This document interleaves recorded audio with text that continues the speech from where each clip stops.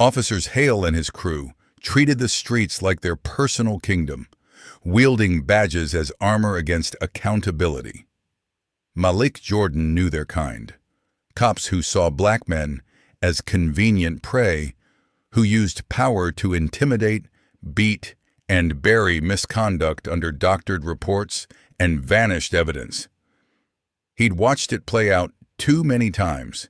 Neighbors pulled over for nothing, friends humiliated on the curb, families shredded by a system built to protect itself. But Malik wasn't some man they could quietly erase. He was a former Marine, tougher now, pushing 45, trained to endure and outlast. He refused to wait for the next victim. He would expose them, force the world to stare at what they'd done. The plan was risky but necessary. Hidden camera, staged encounter, undeniable proof.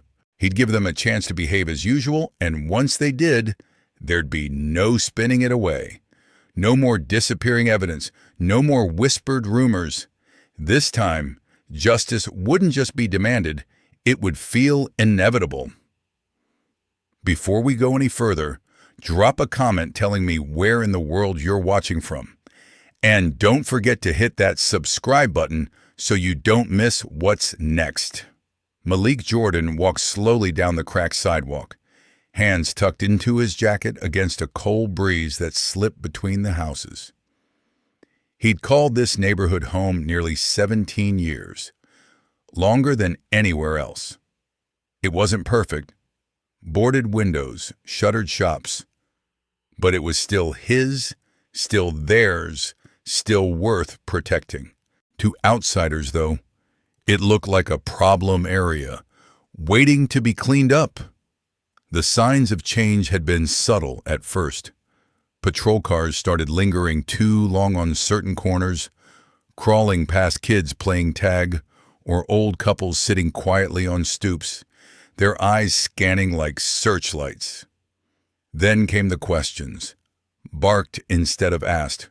"What are you doing here? Where you headed?" Each word clipped, suspicious, like existing on these streets required permission. Malik brushed off the early encounters. He'd been deployed overseas.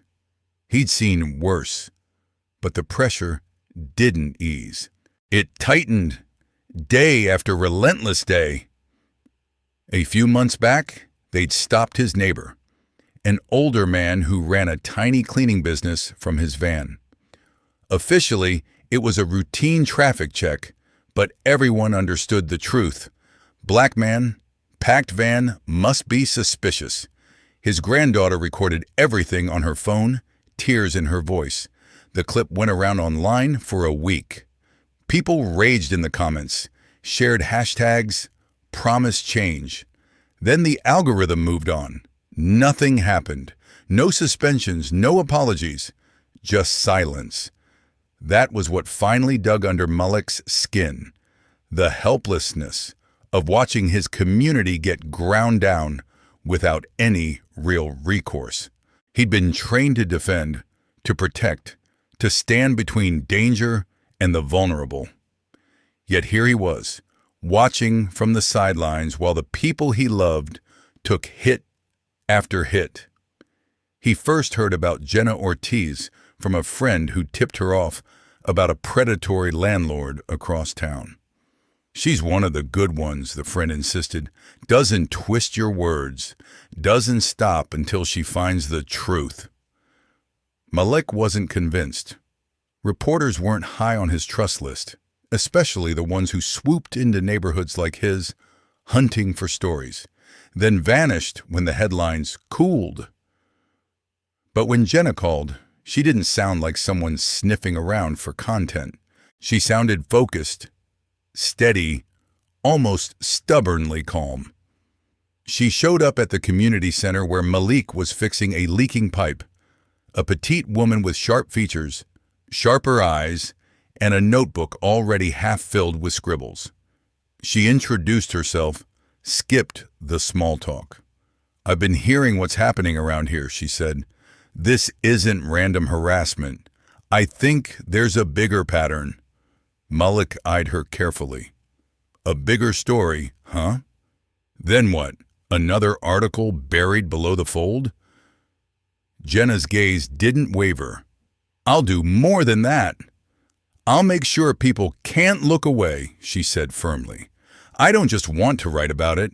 I want to show it. Malik didn't agree right away. Over the next week, Jenna kept coming back. She talked to neighbors, listened more than she spoke, remembered names, followed up on details. Each time she circled back to Malik. You're the one who can make this work, she'd tell him. People trust you. They'll believe what they see if you're at the center. Malik shook his head at first. I don't need that kind of spotlight. What if you just make things worse? Jenna never changed her answer. What if we actually make them better? She countered. She wasn't performing. She was relentless. She didn't seem interested in parachuting in for a quick hit piece. She was ready to stay until something budged. Eventually, Malik heard himself agreeing, just because someone had to. The undercover idea was hers. People need to see it, Jenna insisted, not just hear about it, not just read some quote. They need to see exactly how it happens. Malik adjusted his jacket and stepped off his block. Every stride, deliberate. This was it. No rewinds, no backing out. He wasn't sure how things would unfold, but he knew he couldn't stay quiet anymore.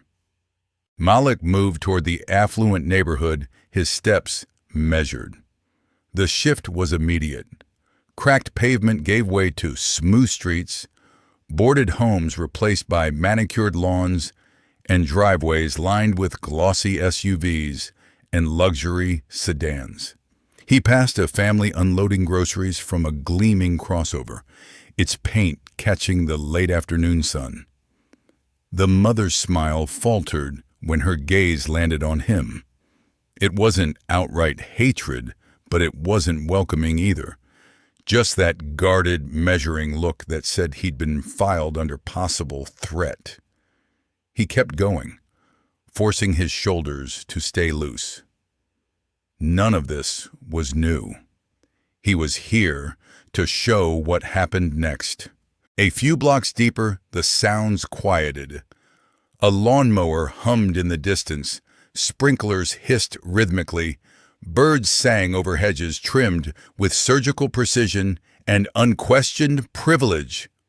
Malik shifted his jacket, feeling the hidden camera pressing against his chest like a second heartbeat. In his head, Jenna's voice repeated, "Stay calm, stay natural."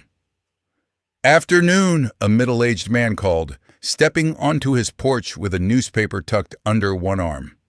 His smile looked friendly, until his eyes lingered. "You live around here?" the man asked, trying for casual and missing. "Just walking through," Malik replied. The smile vanished, replaced by a tight nod. "Enjoy your walk," the man said coolly. Malik moved on, but he didn't need to look back to know the man stayed on that porch, watching. Farther up the block, a squad car idled at a stop sign.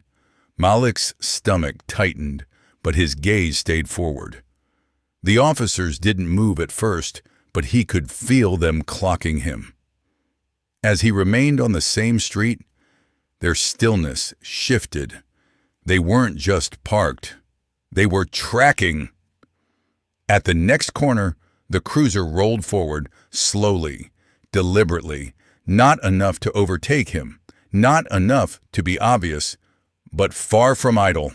Malik's thoughts started racing. Was this it? Was the setup already turning into something more dangerous than either he or Jenna had planned for in their conversations? On the following block, a second cruiser sat along the curb. Two officers leaned against it, chatting casually, but their conversation faltered as he approached. Eyes followed him like sights. One murmured something to the other, and both pushed off the car, peeling away from their relaxed poses to intercept. Malik's pulse picked up. He scanned the street. Quiet houses, trimmed lawns, no real witnesses. He focused on his breathing like he had in the Marines. Slow in, slow out. Stay grounded. "Excuse me, sir," one officer called. "Mind if we have a word?" Malik stopped, straightening. "Sure," he said evenly. "What can I do for you?" The first officer, broad-shouldered with a square jaw, stepped closer. "We got a call about someone matching your description. Said you were acting suspicious." Malik raised an eyebrow. "Suspicious how?" The officer folded his arms. "Just wandering around. You're not from this area, are you?" "I'm just out for a walk," Malik replied. The second officer, taller and lanky, joined in. "We're going to need some ID, just routine." Malik hesitated. "Am I being detained?" "Not yet," the first officer said, a smirk creeping onto his lips. The word "yet" hung in the air like warning. "If I'm not being detained," Malik said calmly, "I'd like to keep moving." The officers shared a look. The smirk disappeared. "Not so fast," the first one said. "We've got some questions." Malik felt that familiar shift, the moment where an encounter stopped being casual and started hunting for an excuse. "Don't see many guys like you around here," the taller officer said, eyes narrowing. "Big guy like you, walking this neighborhood, kinda stands out, don't you think?" Malik's tone stayed even. "I'm just taking a walk." The shorter officer stepped closer, smirk returning. "Walking? More like lumbering, wouldn't you say?" "Maybe you're just strolling," he added, "but most people around here don't call that exercise." They snickered. The taller one shook his head. "You sure you're not casing houses? Big guy like you looks like you're scoping out an easy score." Malik's jaw tightened, but he kept his posture relaxed. "I said I'm just walking," he repeated. "Well," the shorter officer said, smirk curdling into a sneer, "maybe you should walk a little faster before things get complicated." Malik refused to flinch, refused to show the anger rising in his chest. He knew the camera was recording. He knew Jenna would watch. "I'm not doing anything wrong," he said. The taller officer took another step, now looming. "No, you're not," he said slowly, "but you don't look like you belong here. Not really." "Looks can be deceiving," Malik replied, his voice still calm but edged now. "And I'm not going anywhere just because you say." The officers stared at him, silence stretching, tension stacking like bricks. Their bodies shifted, closer than necessary, shoulders squared, jaws clenched. Malik recognized the stance, not curiosity, but domination. Still, he stayed rooted, feet planted, hands at his sides where everyone watching, on camera or nearby, could see he wasn't a threat. "So you're refusing to cooperate," the shorter officer said, his smirk turning meaner. "I never said that," Malik answered, tone measured. "I said, I'm out for a walk." The taller officer lifted an eyebrow, voice dripping sarcasm. "Just out walking, huh? Wearing that?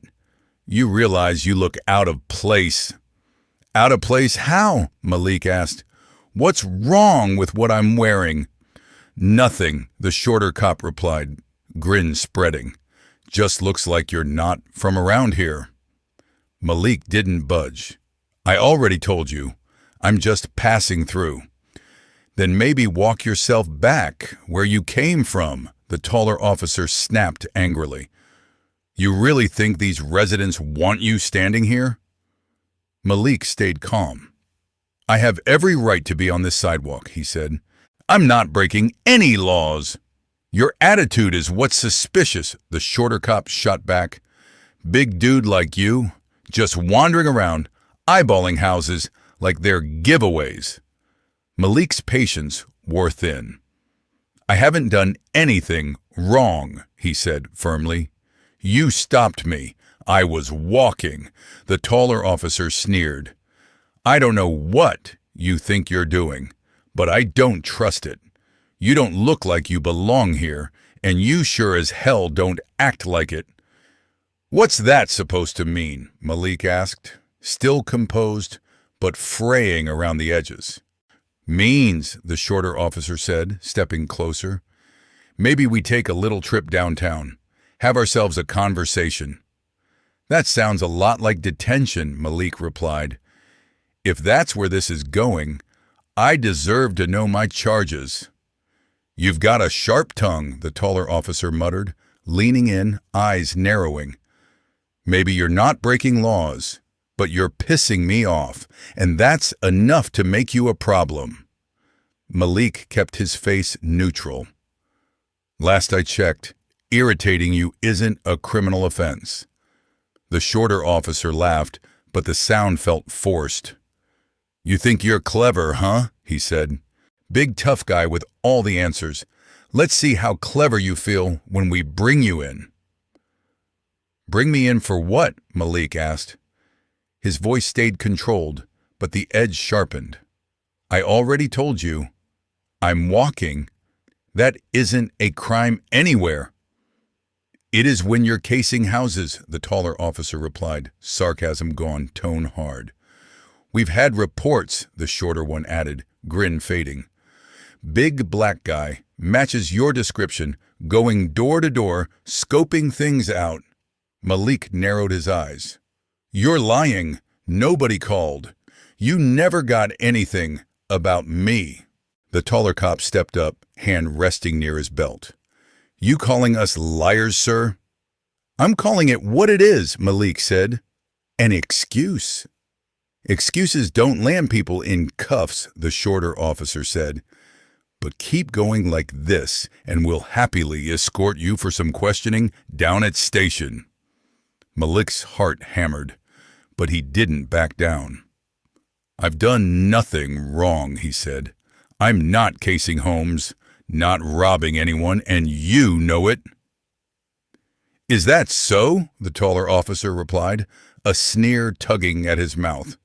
"Because from where I'm standing, you've been loitering and looking real interested. Looks like you're out here for more than a stroll." Malik drew a slow breath, steadying himself.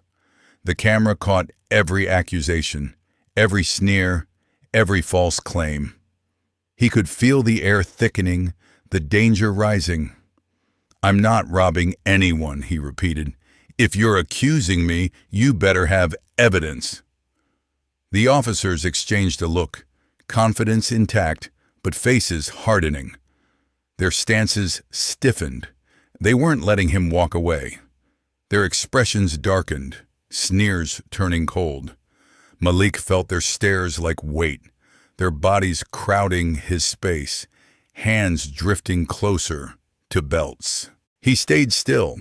One wrong move could ignite everything dangerously fast. "You don't seem to get it," the shorter cop said, voice dropping low.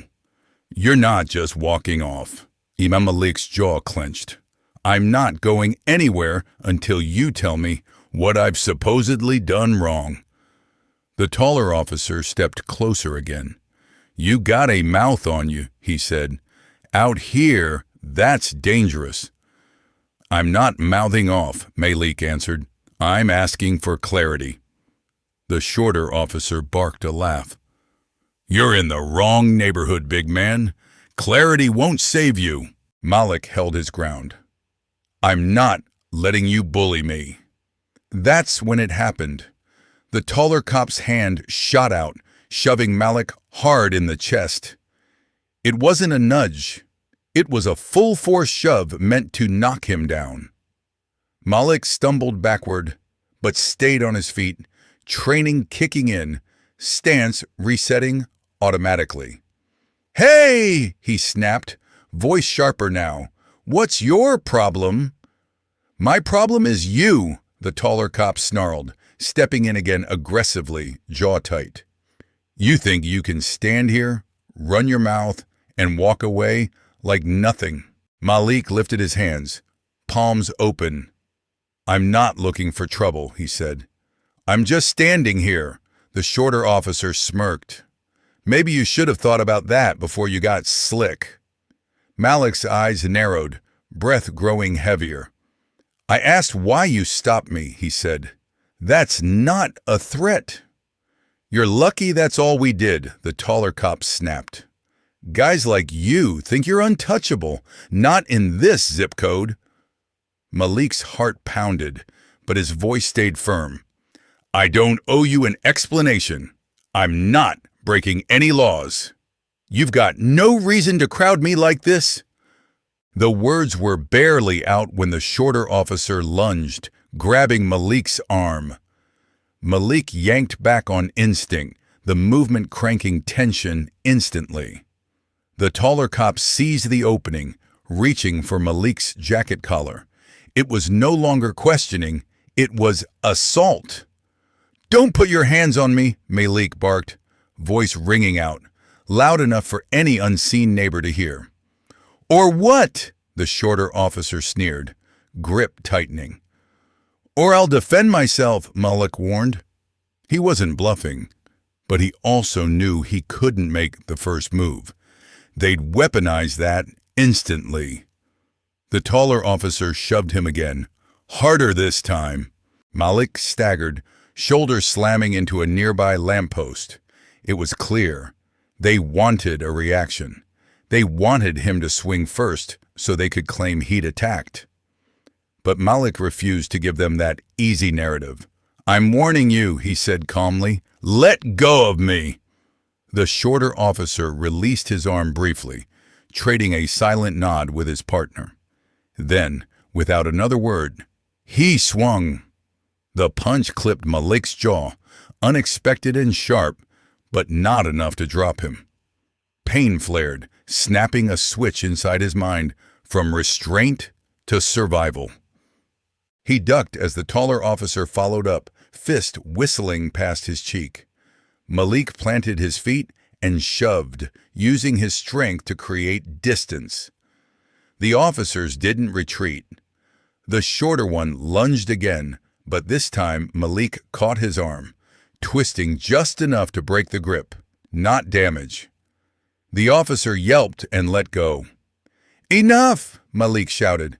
"I don't want to fight you." The taller officer advanced, anger twisting his features. "Too late," he snarled. "You've got one." The struggle spilled into the street. Malik kept his movements tight, controlled. Blocks, deflections, careful counters instead of wild swings or rage. His military training taught him how to neutralize threats quickly, but he held back, refusing to seriously harm them. They showed no such restraint. The taller cop's punch slammed into Malik's shoulder. He grunted, stepped with the blow, then used the momentum to pivot aside, striking the officer's forearm open-handed. The officer jerked back, momentarily stunned.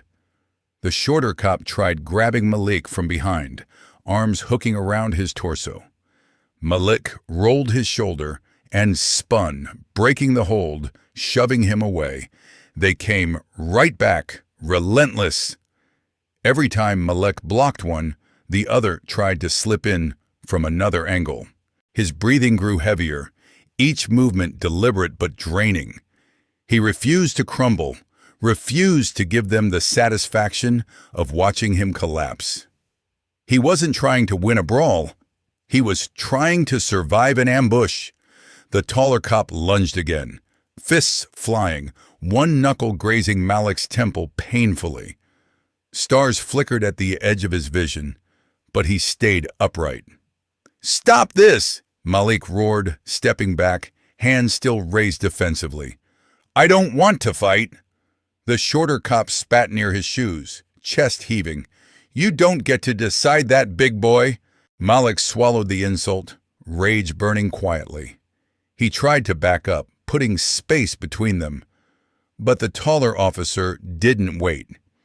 He slammed his shoulder into Malik's chest, driving him backward. Malik's feet slipped, and he hit the pavement hard. Pain flared across his back as asphalt scraped through fabric. Before he could rise, a boot pinned his arm. "Got you now, big man," the shorter officer sneered, grinding his heel into Malik's forearm.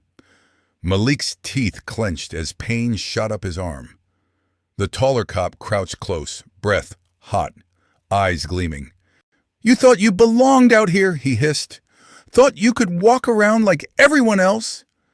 Malik tried to yank his arm free, but the pressure increased, muscles screaming. "I didn't do anything," he forced out, each word strained. The shorter officer crouched too, smirk widening. "You did enough, heavy boy. You should have known better." His fist drove into Malik's stomach, knocking the air from his lungs. A deep ache ripped through Malik's core. He gasped, body curling despite himself. The taller officer laughed. "Not so tough now, huh?" Malik's vision swam, but his mind stayed clear. If he didn't act, they wouldn't stop. He exhaled sharply, twisted his core, and jerked his trapped arm sideways hard.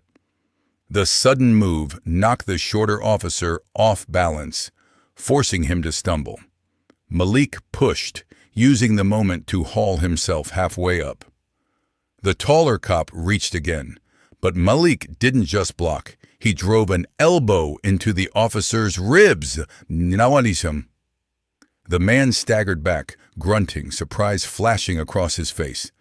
Adrenaline surged through Malik. The shorter officer lunged, but Malik sidestepped, guiding his momentum forward and shoving him to the ground. "Stay down," Malik growled, voice low, commanding. He still tried to end this without going too far. But they weren't finished. The taller officer swung again, fist fully committed. This time the punch smashed into Malik's jaw. His head whipped sideways, metallic blood flooding his mouth. The shorter officer recovered fast, yanking Malik's jacket from behind. Malik struggled to keep his footing, but both of them were on him now, raining blows like they were working a heavy bag. Fists hammered his ribs, shoulders, and arms as he tried to shield his face. They weren't attempting to restrain him. They were punishing him. Another punch drove into his stomach. Then, another! His knees buckled, dropping him to one knee. The shorter officer grabbed his collar, hauling him partially upright again, mockingly. "Not so big now, huh?" he taunted. Malik barely heard him over the ringing in his ears. Pain throbbed everywhere. Breathing felt like swallowing glass. He tried to de-escalate, tried to hold back. They just escalated anyway. The baton appeared without warning, cracking down on his shoulder with brutal force. Lightning-shot pain raced down his arm. Before he could react, another strike slammed into his ribs. Malik gasped, body curling. The taller officer snarled, "Still standing? Let's fix that." The baton crashed into the back of his knee. His leg buckled, sending him sprawling fully onto the pavement, limbs screaming. He tried to push himself up, but the shorter cop's boot crashed into his ribs, rolling him onto his back. "Should have just gone home," the officer muttered. The baton dropped again, slamming into Malik's side. Pain exploded along his ribs. His breaths came ragged, shallow as he tried curling away. The taller officer planted a boot on Malik's chest, pinning him. "Stop resisting," he barked, voice mocking. "I'm not," Malik rasped, but another baton strike crashed into his arm, cutting him off. His vision blurred at the edges. He clung to consciousness, to the knowledge that every second was recorded. Then came the weight of both officers leaning into him, wrenching his arms behind his back. His shoulders burned, wrists twisted until metal snapped shut. The cuffs bit deep, far too tight, chewing into skin. Malik lay there, chest heaving, body a map of fresh pain. The taller cop leaned close. "You should have just walked away," he whispered. Malik didn't answer. He didn't trust his voice. He turned his face to the side, cheek grinding against rough asphalt. He wasn't defeated, no matter how broken they wanted him. They didn't know the whole world was about to watch everything they did. They finally lifted their weight from him and dragged him upright. Every pulled muscle screamed. His legs trembled, but held. The walk to the squad car felt endless. A few neighbors stood on porches, phones in hands, faces a mix of fear, anger, and resignation. No one stepped forward. No one intervened.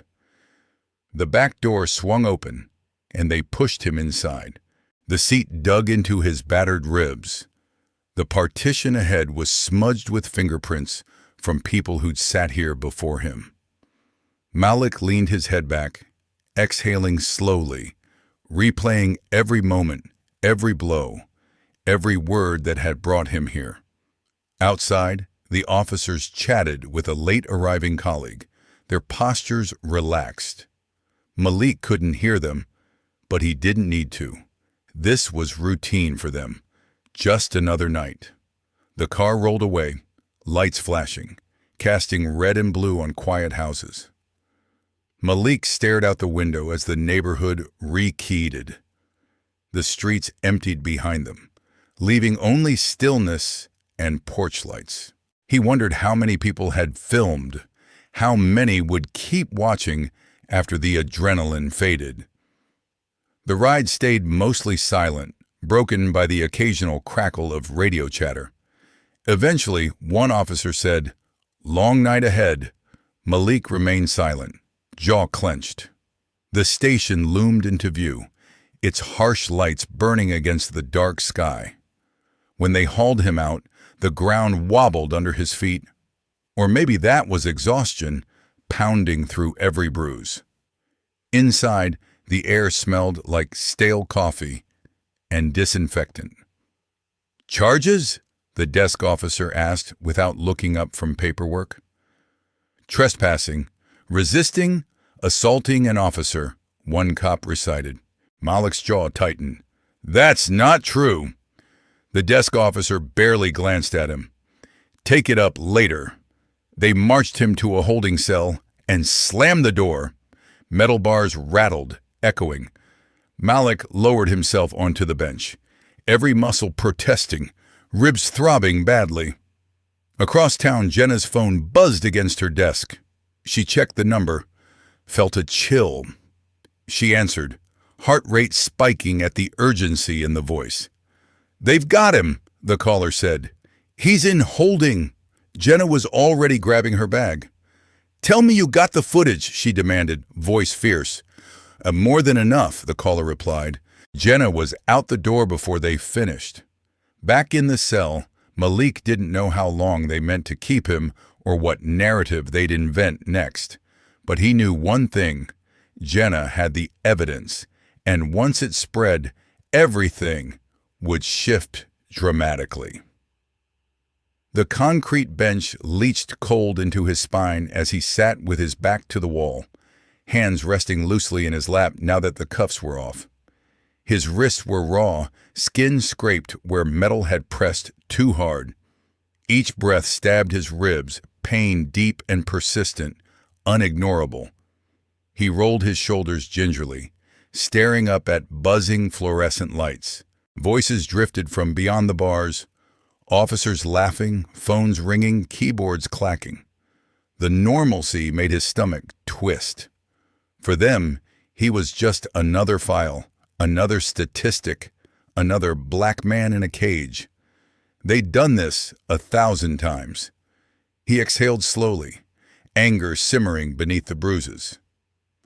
This wasn't how he and Jenna had mapped it out. He'd expected harassment, maybe a stop, not a full-blown beating. Still, The speed of the escalation didn't surprise him. "They were waiting for it," he muttered hoarsely. "They never really need a reason." He flexed his fingers, shaking out the stiffness.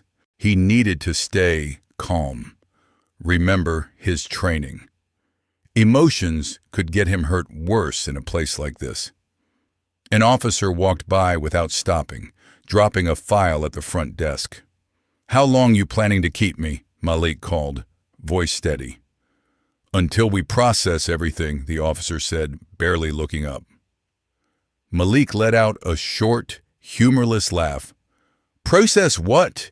You found nothing. I broke no laws. You just needed a target." The officer finally glanced at him. "Talk all you want. Doesn't change that you're in that cell." Malik leaned back slowly. "I want my phone call," he said. "You'll get it," the officer replied with a faint smirk. "Whenever we get around to it." Malik recognized the tactic.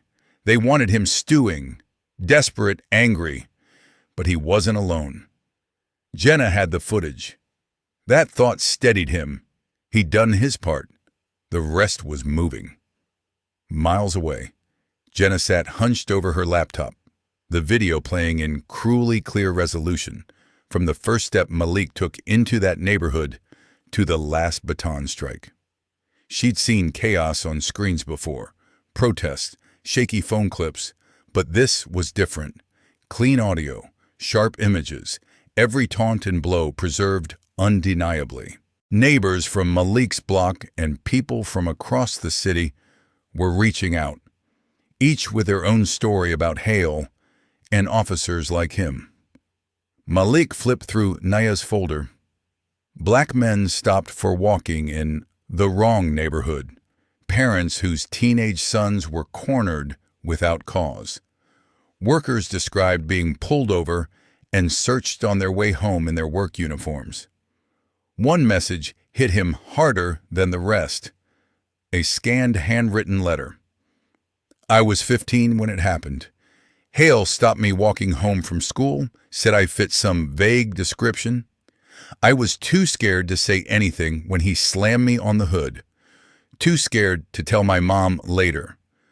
But seeing what they did to Malik, I can't keep quiet anymore." Malik exhaled sharply, rubbing his temple. They were just waiting for someone to speak first. "They were," Nia said softly. "And now they are." Malik shut the folder. His ribs still throbbed, his skull pulsed, but for the first time since this started, something inside him felt steadier, less alone. "They're not burying this," he said. "Not this time." "No," Nia agreed, voice firm. "They're not." Malik leaned back against the cold wall, gaze steady despite the ache in his body. He was still locked up, still in the middle of the storm, but outside the walls the fight was spreading, and he wasn't the only one pushing anymore. He sat in his cell, forearms resting on his knees, listening to the faint murmur beyond the bars. Something in the station's atmosphere had shifted. The air felt heavier, thick with tension. Cops moved with a wary stiffness that hadn't been there when they first dragged him in. No one cracked jokes walking past his cell now. The casual comments, the smirks, they were gone. They all knew internal affairs was digging, and what they were turning up wasn't just about Malik's beating.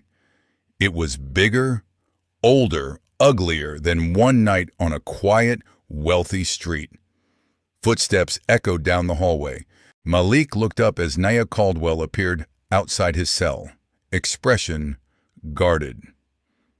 The guard unlocked the door and stepped aside while she slipped in, taking a seat on the bolted-down bench with a folder balanced on her lap.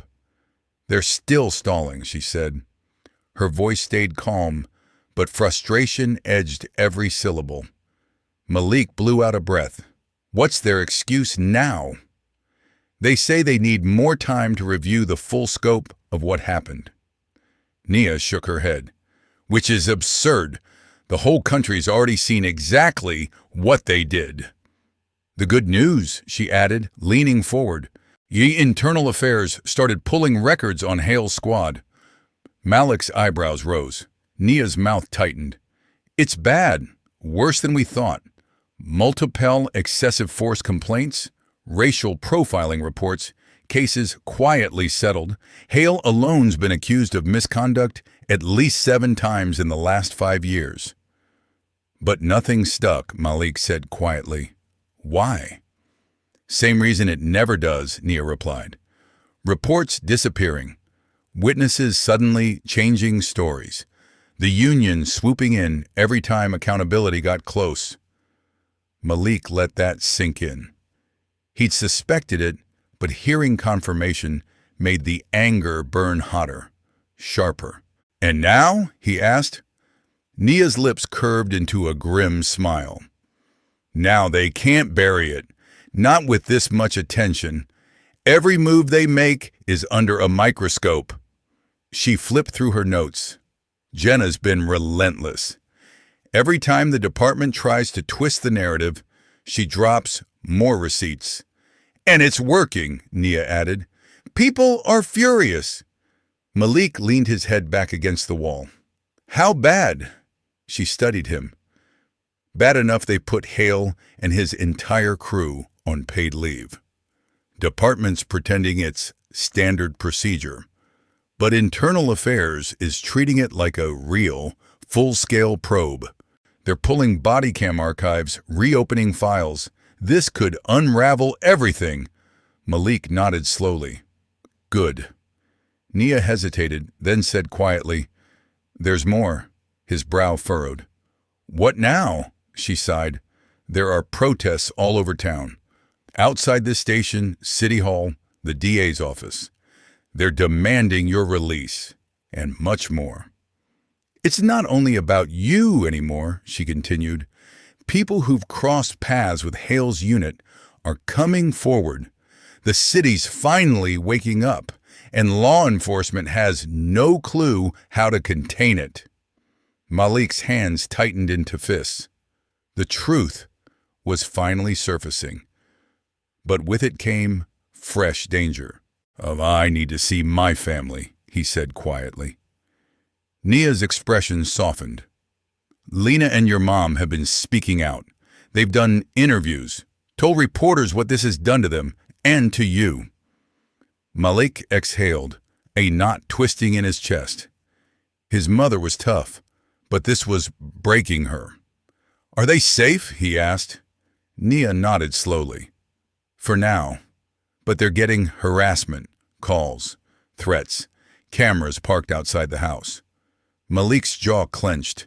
They shouldn't have to go through this. They know, Nia said gently, but they also know you can't carry this fight by yourself. Malik dragged a hand down his face. Exhaustion tugged at every muscle, but he wasn't broken. Not yet. He looked back at Nia. So how do we push harder? Her eyes sharpened. We keep the pressure on. Keep media focused on corruption, on the fact you're still here without charges. The more noise we make, the more the DA feels the walls closing in. Malik nodded. And Internal Affairs? They're at a crossroads, Nia said. Either they expose this mess, or they look complicit. And trust me, they don't intend to go down with Hale. Malik inhaled slowly. Then we push. As Nia stood, the sound from outside swelled, chants drifting faintly through walls and glass. Protesters shouting his name, demanding justice. The fight was far from finished, but for the first time, it felt like the momentum had tilted. Malik had no intention of letting that slip away. Miriam Blake had never been the type of internal affairs investigator to take shortcuts. In her early 50s, with almost 2 decades on the oversight side, she'd earned a reputation for being meticulous, unshakable, and much to her boss's annoyance, completely uninterested in protecting anyone's politics or reputations. She didn't play favorites, she followed evidence, and the evidence in front of her was devastating. Miriam sat at her cluttered desk, fingers tapping against a thick case file. Reports, statements, preliminary findings, every page pointed to a pattern, a system that had sheltered cops like Hale for years. And now, from the top, the message was clear. Rein it in. Shut it down. Her office door opened and Deputy Chief Leonard Parks stepped in, his presence filling the room with practiced authority. Late 50s, iron gray hair, the man had survived more scandals than he cared to admit. He closed the door, folded his arms. "Blake, we need to talk." Miriam didn't look up right away. "That's what all this is, isn't it?" Parks sighed, stepping closer. "Just got off the phone with the commissioner. Mayor's office is breathing down our necks. The union says this is overreach." "Overreach?" Miriam finally met his eyes.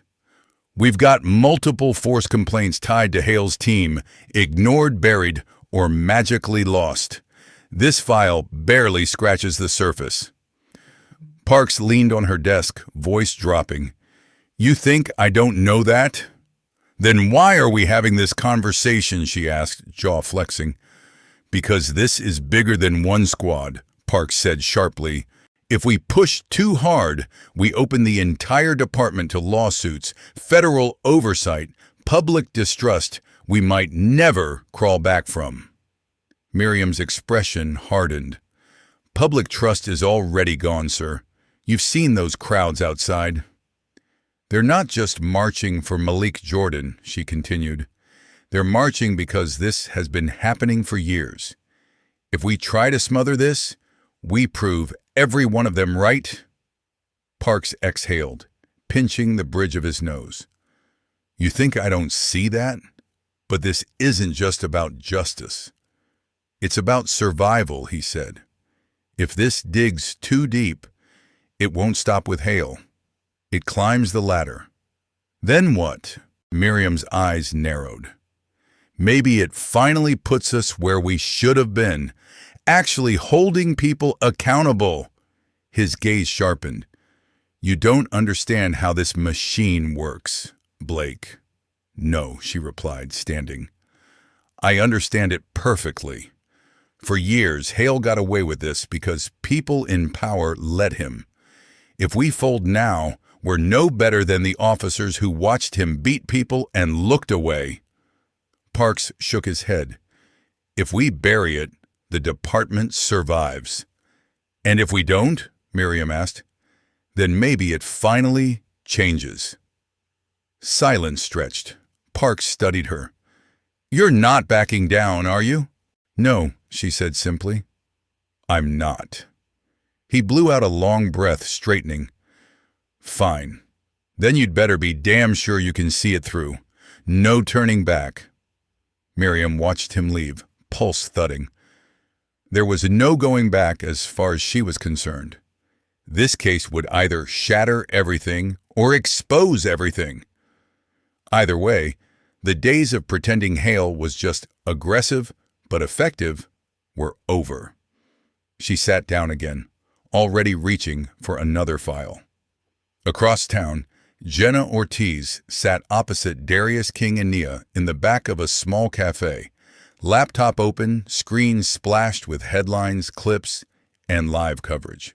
Protests were growing, pressure on the department mounting. But with that pressure came pushback from those desperate to keep the old order. "They're hitting back harder," Jenna said, scrolling. "More outlets are running hit pieces on Malik, calling him reckless, combative. They're framing the marches as unrest instead of what they really are, people demanding accountability." Darius leaned back, rubbing his face. "Classic play. If they can't erase him, they demonize him." Nia turned pages in a folder, expression unreadable. The DA's still dragging their heels. Even with protests, even with internal affairs cracking open old files, They're betting outrage will move on if they wait long enough. Jenna sighed, closing the laptop. So what's our next move? We don't give them room to breathe, Darius said. Jenna looked up. Meaning? He folded his arms. We've got stories, not just Malik's. Other people stepping up, right? We put their stories out ourselves. No sanitized press conference, no carefully edited news piece, raw interviews, live streams, their words, unfiltered. You want to bypass mainstream media, Jenna said slowly. Darius nodded. Those outlets are trying to balance both sides, scared to name this for what it is. But online, that's where we win. Jenna glanced at Nia. The lawyer gave a small nod. Risky, she admitted, but probably our strongest leverage. Jenna tapped her fingers, gears turning. All right, I'll start contacting the people who've messaged us. We'll record their stories, protect their identities if they want. Nia slid her folder aside. Meanwhile, I'll turn up the legal pressure. Civil rights orgs, advocacy groups. If the DA won't move, we'll shove. Darius cracked his knuckles. I'll work the inside angle. I know ex-cops who left because of Hale. They may not testify in open court yet, but they'll talk to me. If I can get them on record, everything changes. Jenna nodded. That would be huge. A heavy silence settled among them, the kind that comes before a turning point. This was it. If they didn't push now, the machine would stall everything until the story faded. Jenna inhaled deeply. Okay, then we stop waiting. We make our move. Outside, the city buzzed with restless energy. That night, Jenna set up her camera in a small rented office. Bare walls, cheap chairs, a desk, tripod, neutral backdrop. It wasn't fancy, but that wasn't the point. What mattered were the voices she'd record here, the stories that would strip away the department's last defenses. She checked the time on her phone. Their first speaker should arrive any minute. Darius stood near the window, arms crossed, scanning the street. His frown deepened. They know something's up, he muttered. Guys still inside say officers are quietly warning people not to talk. How bad? Jenna asked, tightening the focus ring on the lens. Darius chuckled humorlessly. Bad enough they're trying to scare folks before they even sit down. But you know what that tells me? He turned to her.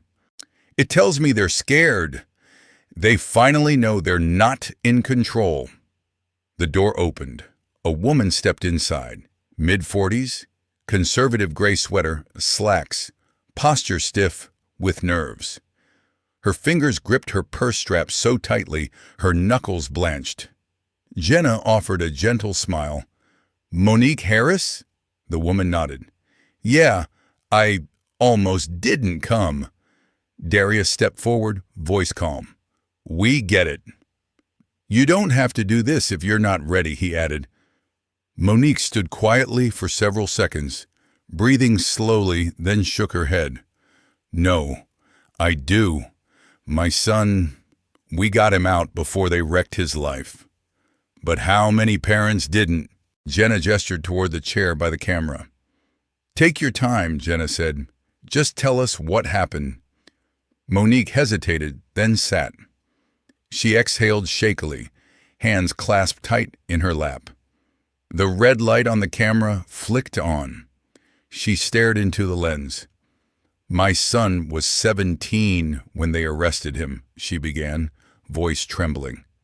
They said he matched some robbery suspect. He was just walking home from a friend's house. They slammed him on the hood, went through his pockets, called him a thug. Tears shimmered, but she kept talking. They processed him like a criminal. Took months to clear his name. He still wakes up with nightmares, she whispered. He doesn't like walking alone at night anymore. Jenna listened quietly, offering soft nods but never rushing her. Monique's fingers twisted together, I tried filing a complaint. They shut me down, told me if I kept pushing, they'd find something on him." She let out a bitter laugh. "He was a kid, straight A student, and they were ready to wreck his future because it was easier than admitting they were wrong." Darius exhaled, jaw tight. He'd seen this pattern too many times. Monique's eyes hardened. Hale's squad does it because they can. Because nobody stops them. Jenna exchanged a glance with Darius. They both knew this wasn't only about Malik's case. It never had been. By the time Monique finished, Jenna's phone wouldn't stop buzzing. More messages from people ready to talk, others asking how they could help. While Jenna recorded testimonies, Nia sat in a downtown conference room with leaders from several civil rights groups. The energy was tense but focused. "We've got momentum," one organizer said, dropping a thick stack of petitions on the table. "People are rallying behind Malik, but we can't let up." "The DA's stalling because they think this will fade," Nia replied, flipping through notes. "We need to prove them wrong." An older attorney with graying hair nodded. "We've already filed motions demanding expedited review of Malik's case. If they don't respond soon, we escalate, state, then federal." "And internal affairs?" Nia asked. A woman at the far end, a former prosecutor turned activist, folded her hands. "They're investigating but cautiously, hesitant, still hoping pressure dies down so they can quietly minimize fallout." Nia exhaled sharply. "Then we make sure it doesn't. We keep this front page every day." A younger organizer, scrolling their phone, looked up. "Protests are expanding. Streets downtown are blocked. People are chanting Malik's name, calling for firings and charges." They hesitated. "But there are counter-protests forming too." Nia's expression darkened. "Of course. Police union loyalists. People more loyal to power than truth." It was the same pattern she'd seen in other cities. Anytime someone challenged police abuse, defenders rushed in, no matter how damning the evidence.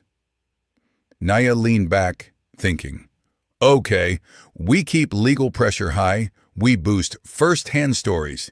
The DA wants this gone? Too bad. We make it inescapable." Back at the small office, Jenna closed her laptop and looked at Darius. "People are reaching out faster than I can respond." Darius nodded. "Good sign. But we need to move carefully. The department still holds power. They're not going to roll over just because the truth's out." Jenna's jaw set. "Neither are we." The movement was growing. The truth was spreading beyond any one broadcast. And soon, the people who had built careers on silence and intimidation would have to reckon with something they'd spent years underestimating: a community that refused to shut up. Outside internal affairs, the sound of chanting bled through the walls as Miriam stood in the IA briefing room, clutching a new folder. Several investigators were already seated, murmuring quietly, tension hanging thick.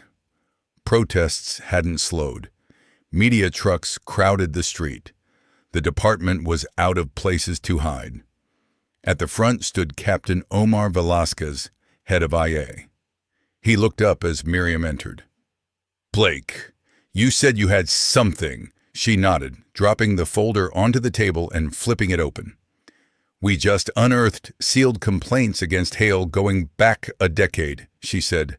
"Some dismissed, others disappeared." Murmurs rippled through the room as Velasquez scanned the pages. "How did we not see this sooner?" he asked. Miriam's jaw tightened. "Because someone buried it. This wasn't sloppy filing. It was deliberate." She pulled another file from her bag. "And it gets worse," she added grimly. Older reports link Hale to a repeat pattern: false arrests, excessive force, targeting black men in wealthier areas. This isn't a one-off. It's a blueprint he's used for years. An older investigator, Rivas, leaned forward. We talking cases where people actually did time because of him? At least 5 we can confirm, Miriam said. She flipped to one highlighted file. Take this, young man named Devin Ross, arrested on bogus resisting arrest charges. Arresting officer? Her finger tapped the name. Hale! Rivas exhaled hard. I remember that. Kid swore he hadn't done a thing. But the department backed Hale and crushed him, Miriam's voice sharpened. That's exactly why we can't soft-pedal this. If we act decisively, we don't just get justice for Malik. We start repairing damage stretching back years. Velasquez was quiet for a long beat, then exhaled. All right, Hale's done. The room froze. We move forward with termination and criminal charges, he continued. His whole unit gets suspended while we review every case they touched. No more desk duty. No more wait and see. We do this by the book, fully documented, fully transparent. Miriam nodded, but she wasn't finished. That's still not enough, she said. Velasquez looked up. Excuse me? If we stop at Hale, we're slicing off one infected limb while the disease keeps spreading. She swept her gaze around the room. He operated like this for 10 years. Someone shielded him, several someones. You want to earn public trust back? She asked. Then we hold the people at the top accountable too. The ones who signed off, who lost files. Uneasy glances flickered between investigators. Everyone knew what she was saying. Velasquez hesitated, then nodded once. Fine. Keep digging. Find everyone involved. Outside, protest chants swelled. Inside, emails flew through the department. Officer Hale, terminated. Officer Grant, suspended, pending review. Officer Daniels, suspended. Officer Phillips, under investigation. It wasn't just Hale anymore. His entire squad was under the microscope, their once comfortable careers suddenly crumbling beneath the weight of long-ignored complaints. In the precinct, hushed conversations replaced swagger. Some officers, long loyal to Hale, muttered about betrayal. Others, those who'd gritted their teeth through his reign, began quietly boxing up their desks, knowing the wave was still gathering strength. Meanwhile, Hale sat in a windowless conference room, badge and gun already confiscated. A union rep sat beside him, stone-faced, while Captain Velasquez read charges aloud. Hale's face stayed tight, expression rigid, but his fists clenched under the table. "This is ridiculous," he muttered. "You're hanging me out to dry." "No," Velasquez said flatly. "We're finally holding you responsible." The door opened. 2 officers entered. "Lieutenant Hale, you're under arrest." His jaw flexed, but he didn't fight as the cuffs clicked around his wrists. For the first time, he stood on the wrong side of the system he'd abused for years, and there was no one left to shield him. Miriam watched from her office window as Hale was escorted out the back of the precinct, shoulders rigid, head high, but eyes hollow. There were no supportive cameras, no stage statements, just concrete steps and cold steel. She felt a flicker of satisfaction, then turned back to her desk. A new stack of files waited. Hale was only the start. There were more names, more patterns, more wounds to uncover. She picked up the next folder, determined to drag every last one into the light, no matter how uncomfortable it made the people who'd benefited from the darkness. The city felt different. For years, the community had whispered about what happened when the cameras were off. The surprise stops, humiliating searches, officers who seemed untouchable. Now, for the first time, those whispers had become something louder, more powerful. Word spread fast. Hale and his unit were gone. Not shuffled to another district. Not quietly retired. Fired. Charged. Their names wiped from precinct rosters. Their badges surrendered. Their mugshots broadcast not as heroes, but as criminals. At first, celebration was small. Neighbors stepping onto porches, trading looks that said what words didn't need to, finally. Then the relief spread. People poured into the streets, not in rage now, but in cautious joy. Outside the precinct, a crowd gathered, not with protest signs, but with lifted voices. "You hear that?" an older man said, arms folded, as he stared at the building.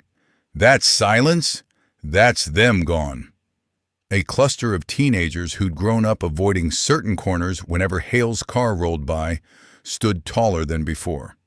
One boy, maybe 16, wiped his eyes and shook his head. "I thought they'd never touch him." "They wanted you to think that," his mother said, squeezing his shoulder. "They wanted all of us to believe they were above consequences.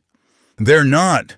Across town, in neighborhoods hit hardest by Hale's patterns, music drifted from open windows.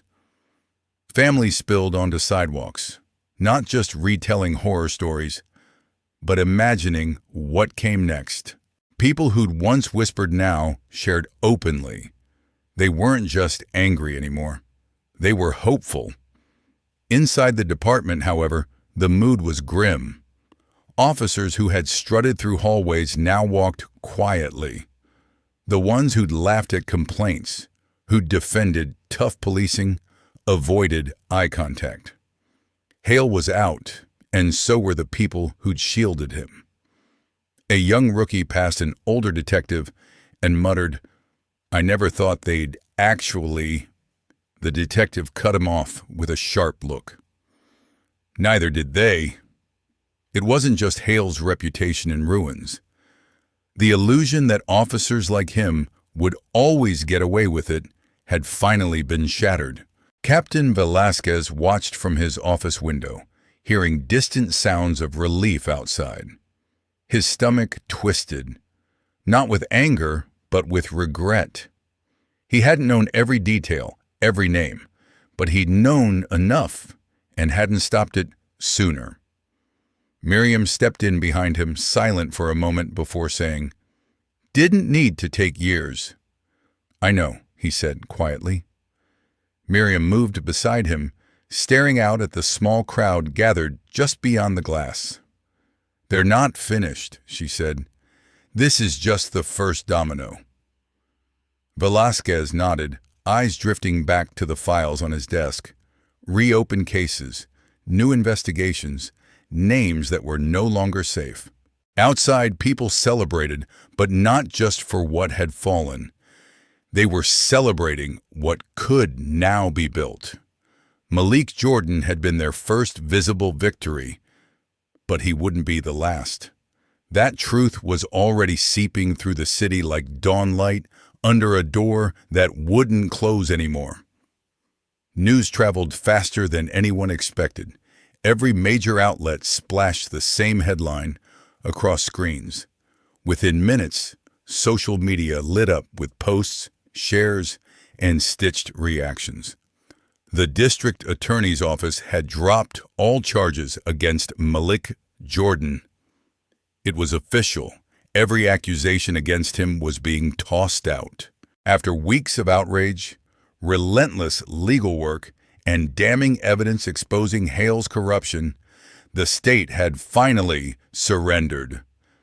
Inside his cell, Malik sat very still, absorbing the weight of the announcement. These walls had always felt cold, immovable, like time stretched endlessly between concrete and steel.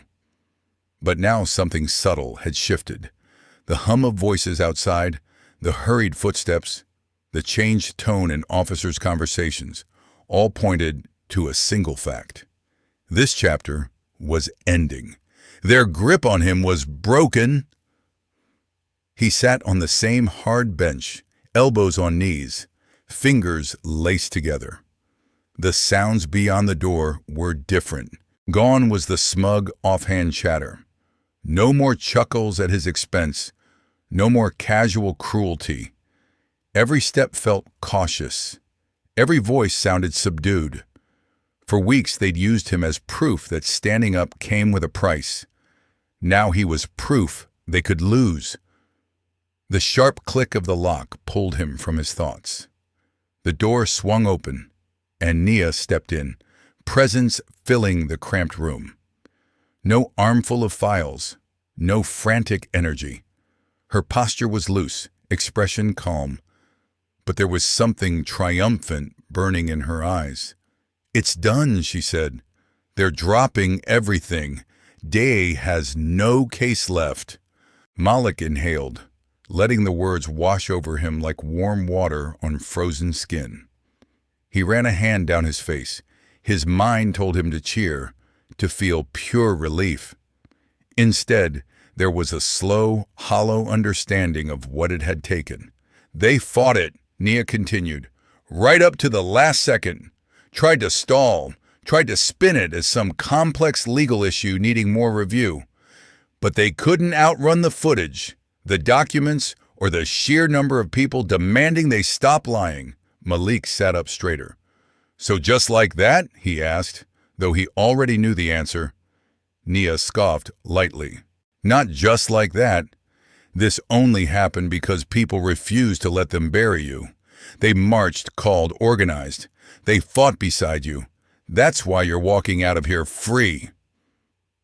For a moment, he let silence sit between them, feeling every second of the last weeks press against his chest. He'd braced for more delays, more games, more excuses. Instead, the fight had already tipped. He stood carefully, joints stiff, and followed Nia toward the exit, each step surreal. Outside, as Malik later walked his own block again, the same streets that had once felt like a hunting ground finally felt like home. The tension had started to lift. He wasn't just surviving anymore, he was living. And as long as people kept fighting, he wasn't walking alone. Courage doesn't expire. By the time we reach our late 60s or 70s, it's easy to feel like the big fights belong to younger folks. Malik's story reminds us that courage has no retirement age. A man pushing 45, carrying old Marine wounds, still chose to risk his body so his neighbors could walk their own streets without fear. His hidden camera wasn't a gadget. It was a shield for his community. Community is stronger than a badge. Older Americans know how long injustice can drag on, but we also know how powerful a united crowd can be. Jenna, Nia, protesters, and families turned one brutal beating into a turning point. When people our age share stories, call officials, and stand with victims, crooked officers lose their protection, and our grandchildren inherit safer neighborhoods. If you had been there that night, on your front porch, or in Malik's family, or in his shoes, how do you honestly think you would have responded? After everything you've seen in your lifetime, would you still have the strength to speak up, record, march, or call your leaders? Or would fear and exhaustion make you stay quiet? I'd love to hear your experience and wisdom in the comments. Please like this video, subscribe to the channel, and share it with a friend, so more people your age can join this conversation and help push justice forward together.